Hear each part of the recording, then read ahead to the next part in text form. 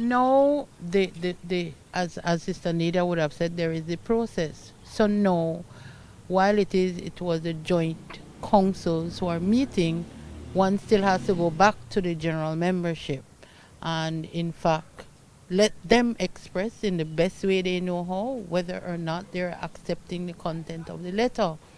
The situation is that we've gotten a letter that is worse off than where we were in the first place.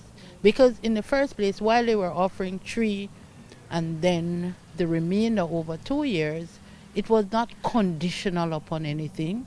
Now, what we're seeing is that we now get an offer. Yes, they've raised it to 4, acknowledging that, but it is conditional on pension reform.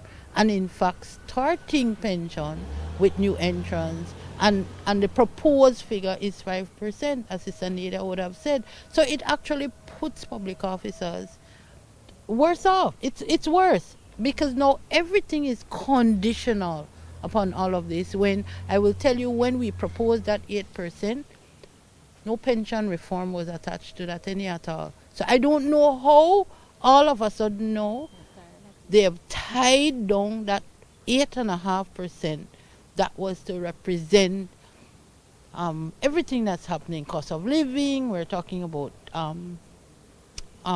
inflation rate, and so how now does that ties in? We have been talking pension reform from last year.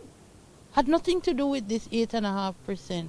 So I find that in fact the letter really wasn't reflecting what it is we had talked about around the table, right? And now saying to us that, oh, well, we'll give you 4, but you have to accept this, you have to do this, you have to tie it to performance, you have to, a number of things it's tied to that was never part of the discussion.